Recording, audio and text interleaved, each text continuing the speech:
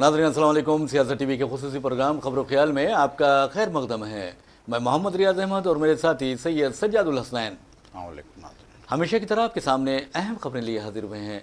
नाजरीन, जैसा कि आप जानते हैं कि हम जो खबरें आपके सामने पेश करते हैं वो कल के अखबारात की सुर्खियाँ बनती हैं। न सिर्फ सुर्खियाँ बनती हैं बल्कि उन खबरों को इलेक्ट्रॉनिक मीडिया गैर मामूली अंदाज में नश्र करता है। इसी तरह सोशल मीडिया पर ये खबरें वायरल होती हैं। बहरहाल नाजरीन, जहाँ तक खबरों का सवाल है तो हम आपको लिए चलते हैं आंध्र प्रदेश क्या महाराष्ट्र लिए चलते हैं। महाराष्ट्र में आपने देखा कि किस तरह महायुति की इंतखाबी मुहिम चलाने के लिए पवन कल्याण सरगर्म हो गए थे। पवन कल्याण को तो आप जानते होंगे, ये तेलुगु फिल्म स्टार है, चिरंजीवी के छोटे भाई है और आजकल वो खुद को एनटीआर की तकलीद करते हुए एक सनातन धर्म का एक बड़े चैंपियन के तौर पर पेश करने लगे हैं। उन्हें अंदाजा हो गया है कि रियासत में और सियासत में कामयाबी हासिल करना है तो फिर इस तरह की यानी मजहबी सियासत करना जरूरी होगा। मजहबी चोला पहनकर लोगों को बेवकूफ बनाया जा सकता है, लोगों के मजहबी जज्बात का इस्तेसाल किया जा सकता है और लोगों को सनातन धर्म के नाम पर जितना चाहे बेवकूफ बनाकर उनसे इख्तिदार हासिल किया जाता है।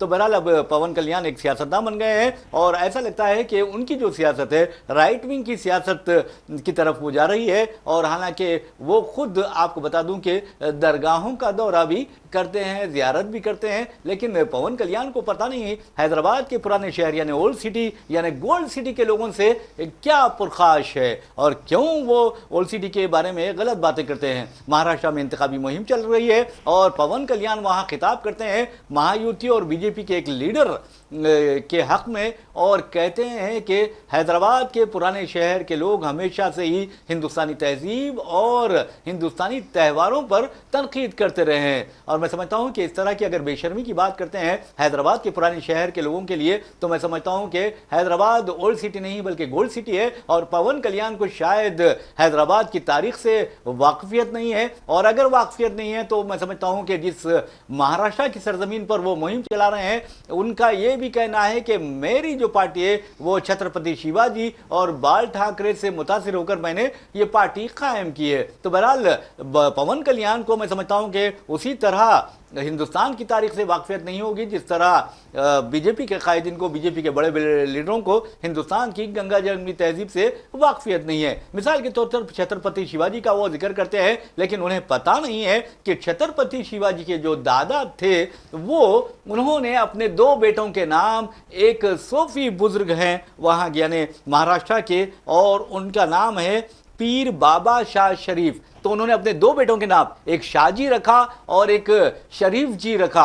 तो पवन कल्याण को यह पता नहीं है, पवन कल्याण को यह भी पता नहीं है कि शिवाजी के अहम बॉडीगार्ड्स में मुसलमान शामिल थे और पवन कल्याण को शायद यह भी पता नहीं है कि शिवाजी की जो छत्रपति शिवाजी की जो आर्मी थी उसमें 60,000 से ज्यादा मुस्लिम सिपाही थे। और पवन कल्याण को यह भी पता नहीं कि बीजापुर की सल्तनत के 700 से ज्यादा पठान सिपाहियों ने अपने कमांडर की क़यादत में शिवाजी की आर्मी में शिरकत की थी, शमूलियत इख्तियार कर ली थी। और ये पवन कल्याण को शायद ये भी पता नहीं है जब आगरा की जेल से शिवाजी फरार हुए थे तो उस वक्त आपको बता दूं कि एक मुसलमान ने उस फरारी में अहम किरदार अदा किया था और उनका नाम था मदारी। तो पवन कल्याण को पहले हिंदुस्तान की तारीख मालूम होनी चाहिए, उसके बाद अगर वो बात करते तो अच्छा होता।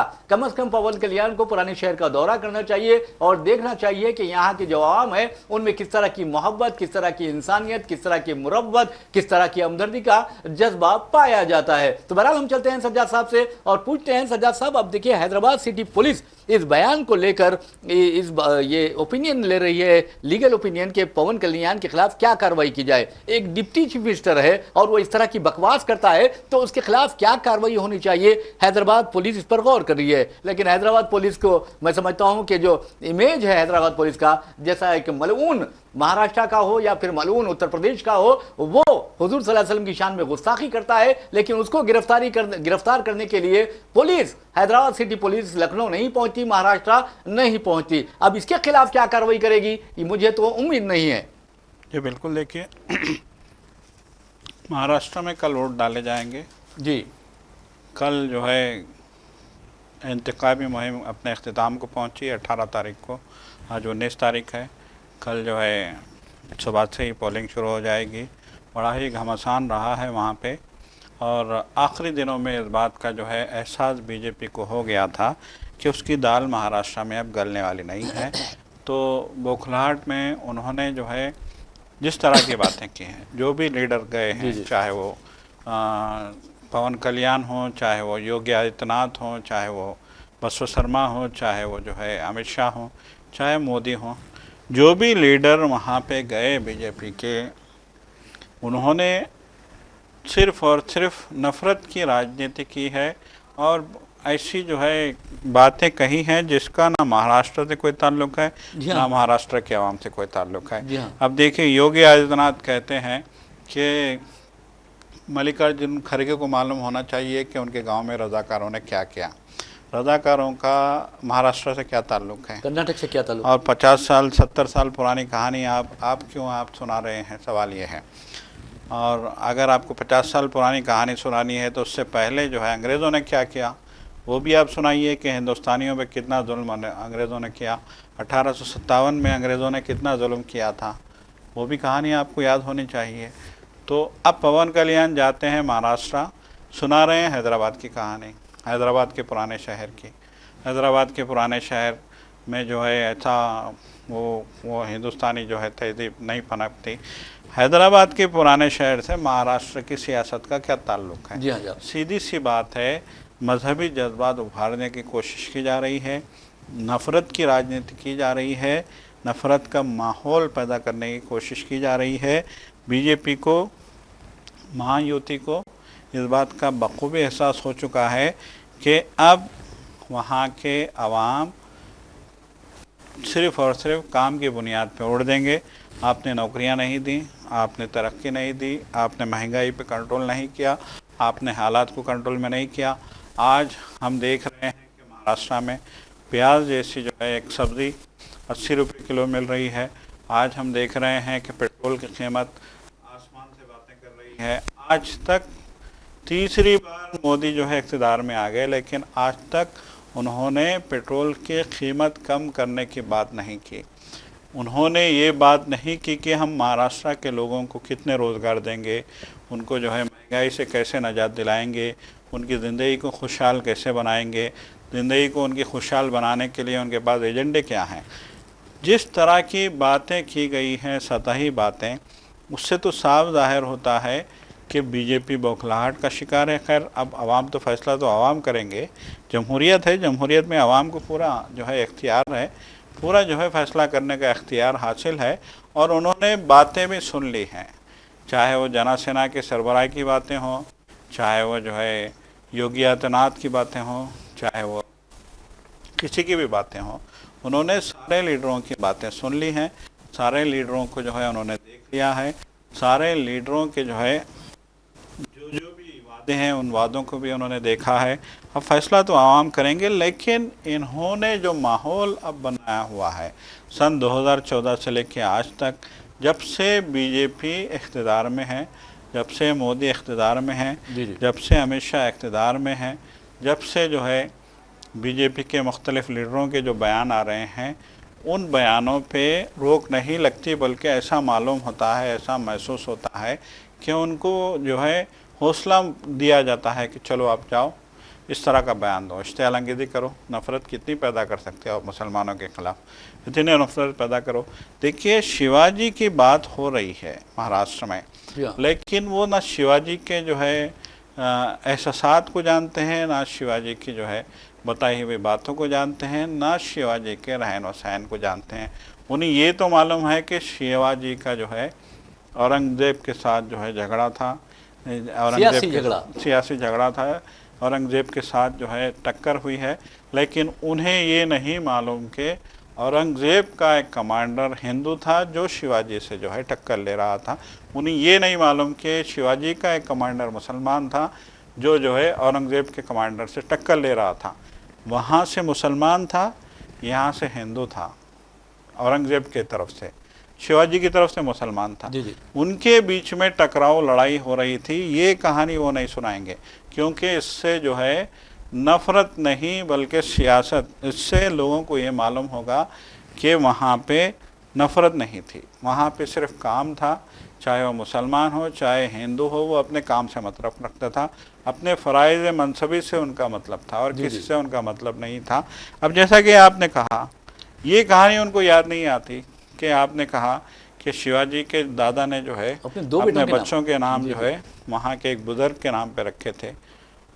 शरीफ जी नाम रखा है तो यकीनन ये शाहजी शरीफ जी, शाहजी शरीफ जी शिवाजी जी हाँ बिल्कुल। तो ये नाम उन्होंने रखे हैं और ये जो है किसी को अंदाज़ा ही नहीं है कि न शिवाजी ने जो है मजहबी नफ़रत फैलाई है, ना ही उस ज़माने के किसी और बादशाह ने, चाहे वो अकबर हो चाहे वो औरंगज़ेब को भी जो है सिर्फ और सिर्फ तारीख मस करके बदनाम करने की कोशिश, मुसलमान होने की वजह से, बिल्कुल मुसलमान होने की वजह से। वरना देखिए, वरना तो ज़माने में भी लोगों ने कहा कि 200 साल तक मुग़लों ने हुकूमत की, तो फिर यहाँ मुसलमान अक्सरियत पे क्यों नहीं है?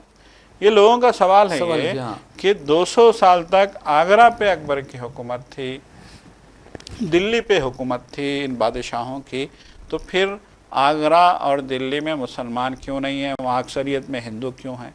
कितनी बड़ी अक्सरियत है। आप आगरा में देखिए, आप मथुरा में देखिए, आप यूपी में देखिए, आप दिल्ली में देखिए, वहाँ मुसलमान तो गिने चुने हैं। तो ये बात उनकी समझ में नहीं आती कि उन्होंने जो है रियाया को अपनी रियाया समझा। जी हाँ, मजहब पे नहीं बांटा, ये मजहब में नहीं बांटा। और सज्जा साहब, आप जैसा कि आपने कहा है कि शिवाजी के बारे में, छत्रपति शिवाजी के बारे में अक्सर ये कहा जाता है कि वो मुस्लिम दुश्मन थे। हरगिज़ ऐसा नहीं था। आपको ये भी बता दूं कि वो एक उसूल पसंद बादशाह थे या राजा थे, और जिस तरह फ़िरका परस्त दरिंदे या कम्युनल फोर्सेस छत्रपति शिवाजी को पेश करते हैं, उनकी शख्सियत को पेश करते हैं और कहते हैं कि वो मुसलमानों के खिलाफ थे, ये हरगिज़ नहीं था। आपको ये भी बता दूँ कि अगर इन लोगों को तारीख नहीं मालूम तो इन्हें पढ़नी चाहिए शिवाजी की तारीख, जिसमें आपको दरिया सरंग का नाम मिलेगा एक ऐसे कमांडर का, और दौलत खान का नाम वहाँ नजर आएगा, इब्राहिम खान का नाम नजर आएगा, सिद्दी मिस्त्री आपको दिखाई देंगे, यहाँ तक कि रुस्तुम जमा यानी बेजापुर के रुस्तुम जमा और हसन खान से लेकर आप देखेंगे कि कासिम खान तक वो सफ में नजर आएंगे, क्योंकि कासिम खान और रुस्तुम जमा और हसन खान ने तकरीबन 700 पठान सिपाहियों के साथ शिवाजी की फौज में शमूलियत इख्तियार की थी, उनकी मदद की थी। और आपको ये भी बता दूं कि जो किले होते थे, मजबूत किले होते थे छत्रपति शिवाजी के, वहां पर मुसलमानों को तैनात करते थे। इस कदर उनको भरोसा था मुसलमानों पर, मुसलमान कमांडरों पर, मुस्लिम सिपाहियों पर, उनकी दियानतदारी पर। और आपको ये भी बता दूं कि इब्राहिम खान चीफ गन्नर हुआ करते थे, कोई मामूली बात नहीं है। इसी तरह आप देखेंगे सिद्दी इब्राहिम बॉडीगार्ड जो थे उनके शिवाजी के, उनमें से एक बॉडीगार्ड थे। इसके अलावा अफजल खान से जो मुकाबला हुआ था, उस वक्त सिद्दी इब्राहिम ने अपनी जान जोखम में डालकर, अपनी जान खतरे में डालकर शिवाजी की जान बचाई थी, और ये फिरकापरस्त दरिंदों को ये पता ही नहीं है। और इसके अलावा नाज़रीन आपको बता दूं कि कल्याण में जो सूबेदार थे, वहां पर जंग हुई थी और शिवाजी की फौज को फतह हुई थी। उस वक्त शिवाजी के बाद कमांडरों ने वहां के जो सूबेदार थे, मुस्लिम सूबेदार, उनकी इंतहाई खूबसूरत बहू का अगवा किया और उसे लाकर शिवाजी के पास पेश कर दिया। शिवाजी ने बहुत ही बरहमी के अंदाज में अपने कमांडरों को देखा और बरहमी का इजहार किया और कहा कि तुमने ये गलत काम किया है, एक औरत को ढाल के तौर पर तुम इस्तेमाल करते हो, तुम्हें शर्म नहीं आती। फिर उसके बाद उन्होंने उस खातून से माजिरत खाई की, ना सिर्फ माजिरत खाई की बल्कि कहा कि आप मेरी माँ जैसी हो, और उन्हें बहुत ही इज्जत और एहतराम के साथ उनके यानी कल्याण वापस भेज दिया गया। तो ये है शिवाजी। और आप देखेंगे कि शिवाजी को ये जो सनातनी बोलते हैं, ये खुद यानी छत्रपति शिवाजी को बदनाम कर रहे हैं। आपको ये भी बता दूं कि रायगढ़ में जब ताजपोशी हो रही थी छत्रपति शिवाजी की, उस वक्त तारीख पढ़िए, देखिए आपको मालूम होगा, और खास तौर पर पवन कल्याण को तो तारीख पढ़नी चाहिए। उसमें बता दूं आपको, रायगढ़ में जब शिवाजी वापस आए तो वहां पर खुशियों में मंदिरें तामीर करवाई गई, और जब शिवाजी रायगढ़ में दाखिल हुए तो उन्होंने कहा कि क्या मस्जिद क्यों तामीर नहीं की गई। तो बहरहाल आज भी आप जाके देखिए, रायगढ़ के महल के सामने एक वसी व अरीज और शानदार मस्जिद आपको दिखाई देगी। वो किसके हुक्म पर तामीर की गई थी? वो छत्रपति शिवाजी के हुक्म पर तामीर की गई थी। अगर छत्रपति शिवाजी मुस्लिम दुश्मन होते तो कभी हरगिज वहां मस्जिद नहीं बनती। तो कहने का मतलब यह है कि छत्रपति शिवाजी और औरंगजेब की जो लड़ाई थी, वो सिर्फ और सिर्फ सियासी लड़ाई थी, इख्तिदार की लड़ाई थी, ये कोई मजहबी लड़ाई नहीं थी, और ना उन्होंने कभी मजहबी नफरत फैलाने की कोशिश की। आपको बता दूं कि काजी हैदर नाम के एक ऑफिसर थे और उनको उन्होंने चीफ लॉ ऑफिसर बनाया था शिवाजी ने। और एक नॉन मुस्लिम ने, मराठे ने उनसे शिकायत की शिवाजी से कि आप काजी हैदर पर भरोसा ना करें। तो शिवाजी ने जो जवाब दिया वो तारीख में दर्ज है। उन्होंने कहा कि किसी की दियानतदारी को उसकी जात या मजहब के पैमाने पर नहीं जांचना चाहिए, बल्कि आप देखेंगे कि उसकी जो कामयाबी है तो उसके पेशावराना महारत के तौर पर जांचना चाहिए। बात उन्होंने कही थी सज्जाद साहब। जी बिल्कुल, देखिए ये बातें महाराष्ट्र के लोगों को आज बताने की ज़रूरत है। अगर योगी ने या फिर मोदी ने या फिर अमित शाह ने या फिर इनके जो है बीजेपी के लीडरान हैं, उन्होंने अगर ये बातें आज जो है महाराष्ट्र के लोगों को बताई होती इस इलेक्शन के दौरान में, तो शायद उन्हें दिलों पे फतह करने का जो है मौका मिलता। जी जी। देखिए, दिलों पे ऐसे ही फतह नहीं की जाती। माजी में जो भी बादशाह गुजरे हैं, चाहे हमारे हुजूर निज़ाम मीर उस्मान अली खां की हम बात करें, चाहे कोई और बादशाह की हम बात करें, उन्होंने दिलों को फतह किया था। लोग उनकी ताज़ीम करते थे, दिल से ताज़ीम करते थे। आज मुल्क के अवाम को देखिए, 140 करोड़ लोग हैं इस मुल्क में। अब कितने लोगों को जो है आप जो है अपना बना सके हैं, हमनवा बना सके हैं, ये सबसे बड़ा सवाल। आप देखेंगे कि औरंगजेब रहमतुल्लाह अलैह ने कई हिंदू लड़कियों की, हिंदू ख्वातीन की इज्जत बचाई है नाम नेहाद बाबाओं से, खुदसाख्ता बाबाओं से। ये है। और वैसे भी हम एक और खबर की जानिब चलते हैं और आपको बताते हैं कि झारखंड में जिस अंदाज में बीजेपी ने खेल खेला है, उस सिलसिले में हेमंत सोरेन जो झारखंड मुक्ति मोर्चा के सरबराह और चीफ मिनिस्टर भी हैं, उन्होंने वाज़ेह तौर पर कहा है कि बीजेपी झूठ का खेल खेलती रही झारखंड में सिर्फ इंतखाबात जीतने के लिए। उसने यहाँ तक के जहरीली मुहिम इस कदर ज्यादा चलाई कि वीडियोज ऐसे मंजरेआम पर लाए सोशल मीडिया के जरिए कि लोगों के जहनों में मुसलमानों के खिलाफ नफरत पैदा करने की पूरी कोशिश की गई। लेकिन अफसोस की बात यह है कि इलेक्शन कमीशन ने कोई कार्रवाई नहीं की और बराए नाम की, अगर की भी है तो बराए नाम कार्रवाई की है। वैसे भी नाज़रीन, आपको बता दूं कि जो रिपोर्ट्स आ रही हैं वहां से, हेमंत सोरेन हो या कोई दूसरे अपोजिशन कायदीन, वो कहते हैं कि झारखंड में झूठ फैलाने के लिए, प्रोपेगेंडा के लिए बीजेपी ने कम से कम 93,000 व्हाट्सएप ग्रुप तश्कील दिए सज्जाद साहब। इसके अलावा हेमंत सोरेन का इल्जाम है कि उन्हें बदनाम करने के लिए और खासतौर पर झूठ फैलाने के लिए वहां से, बिहार से और दूसरी रियासतों से, छत्तीसगढ़ से, उड़ीसा से और बंगाल से लोगों को लाया गया। उन्हें मुख्तलिफ पेट्रोल पंप्स, होटल्स वगैरह में ठहराया गया और आम मुकामात पर ठहराया गया, जो आपस में बात करते हैं और करते रहे कि ये हुकूमत जो है वो हिंदुओं की दुश्मन है। इस तरह गलतफहमियां फैलाते हुए उन्हें देखा गया। तो आप अंदाजा कीजिए किस तरह बीजेपी गिर गई है, ये हेमंत सोरेन का कहना है। तो बहरहाल हेमंत सोरेन इल्जाम आयद करते हैं कि उन्हें बदनाम करने के लिए, सिर्फ उन्हें बदनाम करने के लिए, उन्हें शिकस्त देने के लिए बीजेपी ने 500 करोड़ रुपए खर्च किए सज्जा साहब। जी बिल्कुल, देखिए यकीनन के लिए जिस तरह के हालात वहाँ पे पैदा किए गए हैं, चाहे वो झारखंड हो या चाहे महाराष्ट्र हो, जी जी, पैसों का जो है पानी की तरह पैसा बहाया गया है सिर्फ नफरत फैलाने के लिए। जी जी। आप जो है देखिए, नागपुर में जो आरएसएस का गढ़ माना जाता है, जो बीजेपी समझती है कि अपने नज़रियात का सबसे बड़ा जो है इंडिया में ये बड़ा मरकज़ है, वहाँ पे गुज़िश्ता रोज़ प्रियंका गांधी ने एक रैली की थी। जी हाँ, जी हाँ। और उस रैली में आवाम का जो हजूम था, जो जमे गफ़ीर था, जिस तादाद में लोग आए थे, उससे ये साबित होता है कि आम आदमी को अब नफ़रत से मतलब नहीं है। प्रियंका गांधी ने यही कहा है कि हम आरएसएस के हेडक्वार्टर के सामने खड़े होके हम ये पैगाम देते हैं कि हम इस मुल्क में नफ़रत को पनपने नहीं देंगे। ये मुल्क जो है मोहब्बत का तलबगार है, इस मुल्क में नफ़रत के लिए कोई गुंजाइश नहीं है। हमने हमेशा मोहब्बत की बात की है, चाहे राहुल गांधी की जो है पैदल यात्रा हो, चाहे जो है उन्होंने कहा कि आप देखिए, आप राजीव गांधी को देखिए, इंदिरा गांधी को देखिए और नेहरू जी को देखिए, उन्होंने पूरी हिस्ट्री अपने फैमिली की जो है पूरी हिस्ट्री बयान की और कहा कि हमने कभी भी इस मुल्क में नफ़रत की कोई गुंजाइश मतलब है कि फराहम नहीं रखी, कोई गुंजाइश ही नहीं रखी है। तो बहरहाल नागपुर से ये पैगाम जाता है प्रियंका गांधी का कि हम मोहब्बत की दुकान महाराष्ट्र में भी खोलेंगे और ये जो है ये अपने सोशल मीडिया के प्लेटफॉर्म्स के ज़रिए एक बाज़ाब्ता जो है टीम बनाई जाती है। इससे पहले भी खबरें आई थी कि हर शहर में 40-50 लोगों की एक टीम बना दी गई है। जिनको सोशल मीडिया पे नफ़रत फैलाने का काम दिया गया है, तो आखिर आप कब तक नफ़रत की बुनियाद पे इक़्तिदार में रहेंगे? ये सबसे बड़ा सवाल है। आपने जिस तरीके से इस मुल्क में अब तक हुकूमत की है 2014 से लेके आज तक, इस हुकूमत में आपने आम आदमी का कोई भला नहीं किया है। आम आदमी की मुसलसल जेबें काटी गई हैं, आम आदमी को मुसलसल जो है परेशानियों से दो चार किया गया है, आम आदमी को रोज़गार से महरूम किया गया है।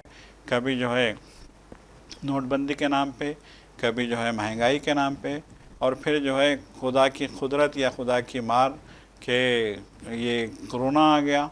तो हर तरीके से आवाम को आपके दौर इक़्तिदार में तकलीफ़ उठानी पड़ी है।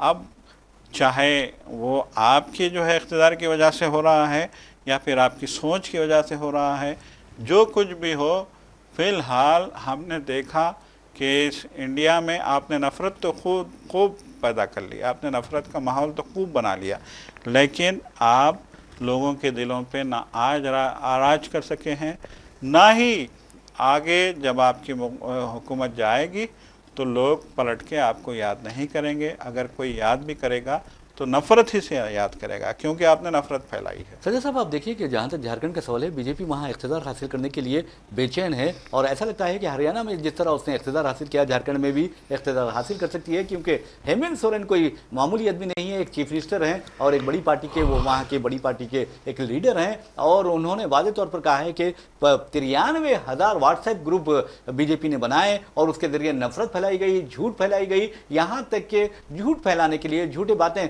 हुकूमत के ताल्लुक से बयान करने के लिए छत्तीसगढ़ है, उड़ीसा है, बिहार है और बंगाल से लोगों को लाया गया। तो आप अंदाजा कीजिए कि किस तरह के नफरत के लोग फैला रहे हैं, किस तरह के झूठ फैला रहे हैं, किस तरह का ये प्रोपेगेंडा कर रहे हैं। और आपने देखा कि किस तरह इलेक्शन कमीशन तमाशाई बना हुआ है। खुद आप अंदाजा कर सकते हैं कि महाराष्ट्र में अगर विकास आघाड़ी इश्तिहार देती है तो इलेक्शन कमीशन को पेश करना पड़ता है और उसके बाद अल्फाज चेक करता है, तब कहीं ये पास करता है। जबकि आप झारखंड में देखेंगे कि आखिरी मरहले में ऐसे वीडियोज मंजरेआम पर लाए गए हैं जहां पर मुसलमानों को दरअंदाज के तौर पर बताया गया है और मुसलमानों को वहां के जो मुकामी कबाइल है उनके घरों में दाखिल होते और वहां पर कब्जा करते हुए दिखाया गया है। हालांकि ऐसा कोई कुछ मामला नहीं है। ये झारखंड एक कबाइली रियासत है और वहां के जो लोग हैं वहां के मुकामी लोग हैं, और बांग्लादेश से, इधर से, उधर से जो बातें की जा रही है ये सिर्फ और सिर्फ जो फिरका परस्त दरिंदे हैं, जो इख्तिदार के दलाल हैं, इख्तिदार के भूखे हैं, वो इस तरह के गलतफहमियां पैदा कर रहे हैं। तो सज्जा साहब, आप ये बताइए कि महाराष्ट्र और झारखंड में इन गलतफहमियों का, इस झूठ का, इस प्रोपेगेंडे का क्या असर होगा? देखिए, अभी हमने देखा, अगर हम महाराष्ट्र की बात करेंगे तो पूरी जान जो है यहाँ पे लगा दी है। महायुति कहिए, आप बीजेपी कहिए, शिंदे ग्रुप कहिए, या फिर जो है अजीत पवार ग्रुप चाहिए। अजीत पवार ग्रुप का तो जो है मामला बहुत ज़्यादा सरगर्मी वाला मामला नहीं था, लेकिन शिंदे ग्रुप में जो है खौफ से दो चार था, और बीजेपी वहाँ पे पूरी ताकत लगा रही थी कि किसी तरीके से महाराष्ट्र के इक़्तिदार को बरकरार रखा जाए। अब झारखंड में भी बीजेपी चाहती है कि जो है वहाँ की जेएमएम की हुकूमत जाए, झारखंड मुक्ति मोर्चा की, और किसी तरीके से बीजेपी को जो है वहाँ पे इक़्तिदार मिल जाए। यकीनन दामे दिरहमे सुखाने जो जिस तरह का जो है कहा जाता है, बीजेपी ने हर तरीके से वहाँ पे अपनी ताकत लगा दी है। पैसों का जो है बेदरीग इस्तेमाल किया गया, जैसा कि आपने कहा 97 अगर 97,000 अगर जो है व्हाट्सएप ग्रुप बनाते हैं तो आपने इन ग्रुप बनाने के लिए लोगों को कितना पैसा दिया होगा? दिया जा पहले ही जो है बीजेपी बदनाम है कि मीडिया को इसने खरीद के इस मुल्क के मीडिया का सत्यानाश किया हुआ है। मीडिया का भरोसा, मीडिया के जो है जो पब्लिक में जो मीडिया का जो भरोसा था, उस भरोसे को आपने पूरी तरीके से ख़त्म कर दिया, मलियामेट कर दिया है। ये मीडिया जो जमहूरियत का चौथा सुतून था उसको आपने मलियामेट कर दिया। आज लोग टीवी देखने से कतरा रहे हैं। आज लोग कह रहे हैं कि टीवी पे तो सिर्फ झूठ बताया जा रहा है, टीवी पे तो सिर्फ एक तरफा जो है खबरें दिखाई जाती हैं, टीवी पे तो सिर्फ प्रोपेगेंडा किया जाता है। वरना पहले लोग कहते थे कि टीवी पे आ गया तो पत्थर की लकीर है, तो बहरहाल नाज़रीन, एक और खबर की जानिब चलते हुए हम अपना प्रोग्राम खबर ख्याल अख्ताम को पहुंचाते हैं और उस खबर का ताल्लुक मणिपुर से है। मणिपुर में आप देखेंगे कि 18 माह से जिसरा मैती और कुकी कबाइल के दरमियान नस्ली तसादुम जारी है, नस्ली तशद्दुद जारी है और उस मामले में बैरन सिंध हुकूमत की जो शर्मनाक कार्रवाइयाँ हैं और उसकी जो बेशर्मी है उस बारे में लोग यही कह रहे हैं कि बहुत हिंदुस्तान की सबसे बेशर्म हुकूमत है और वो इंसानी जानों के इतलाफ़ पर भी मुजरिमाना खामोशी इख्तियार किए हुए है। मैती कबाइल का जहाँ तक ताल्लुक़ है ये हिंदू अक्सरियती कबाइल है और जहाँ तक कुकी का ताल्लुक़ है ये ईसाई अक्सरियती कबाइल हैं। लेकिन ये दो जो कबाइल हैं इस कदर यानी लड़ रहे हैं कि आपने देखा कि 18 माह के दौरान जो तशद्दुद फुट पड़ा उसमें 200 से ज़ायद ज़िंदगियाँ यानी लोग ज़िंदगियों से महरूम हो गए और अब एक नई इत्तला ये आई कि वहाँ पर 50 additional companies of paramilitary forces तैनात की जा रही है और हुकूमत यानी मरकज़ी हुकूमत ये रवाना कर रही है। आपको ये बता दूँ 50 कंपनीज यानी एक कंपनी में 100 सिपाही होते हैं और हो सकता है कि ये 5000 जो सिपाही है एडिशनल ट्रूप्स जो हैं वो जल्द तैनात कर दिए जाएंगे। लेकिन आप देखेंगे कि जिस अंदाज में वहाँ इंसानियत का कत्ल हो रहा है और वज़ीर आज़म की जो खामोशी है वो वही है जैसा रूम जल रहा था और नेहरू बांसुरी बजा रहा था। यही देखिए आज राहुल गांधी ने भी यही कहा है कि ज़रूर जो है कोई ना कोई इनका मफाद छुपा है बीजेपी वालों का। साफ तौर पे राहुल गांधी ने कहा कि वजारत दाखिला की तरफ से जैसा एक्शन लिया जाना चाहिए नहीं लिया जा रहा है। 2 ज़िले वहाँ के कहा जा रहा है कि 5 ज़िलों में जो है हालात ख़राब हैं, वहाँ पे कर्फ्यू 2 ज़िलों में कर्फ्यू नाफिज कर दिया गया है और इंटरनेट की सर्विस बंद कर दी गई है। अब तक 16 लोगों के मरने की खबर है, पूरी गाड़ियाँ आग लगाई गई। देखिए लोग इतने नाराज़ हैं, इतने बरहम हैं कि 5 एमएलए के घरों पे हमला किया गया, एक मिनिस्टर के घर को, इवन चीफ मिनिस्टर के घर पर भी। बिल्कुल। तो इतनी जो है सूरत हाल ख़राब है, उसके बावजूद वजारत दाखिला से कोई एक्शन नहीं होता। मोदी तो जो है वहाँ ब्राज़ील में, नाइजीरिया में, वहाँ यहाँ बैरूनी दौरों पे जो है मसरूफ़ हैं वो तो वज़ीर आज़म। तो बहरहाल देखिए आज की भी ताज़ा खबर ये है कि संगीन सूरत हाल है, लोग मणिपुर के खौफजदा हैं और ऐसा मालूम होता है कि कब क्या होने वाला है किसी को नहीं पता। बिल्कुल सही कहा है बहरहाल नाज़रीन, हमें तो पता है कि हमारा अब वक्त ख़त्म होने जा रहा है खबर ख्याल का, तो हम अपने प्रोग्राम के अख्ताम को पहुंचाते हैं। अपने मेज़बान मोहम्मद रियाज़ अहमद और मेरे साथी सैयद सज्जादुल हसनैन को इजाज़त दीजिए। इंशाल्लाह फिर मुलाकात होगी, फिर बात होगी। तब तक के लिए अल्लाह हाफ़िज़।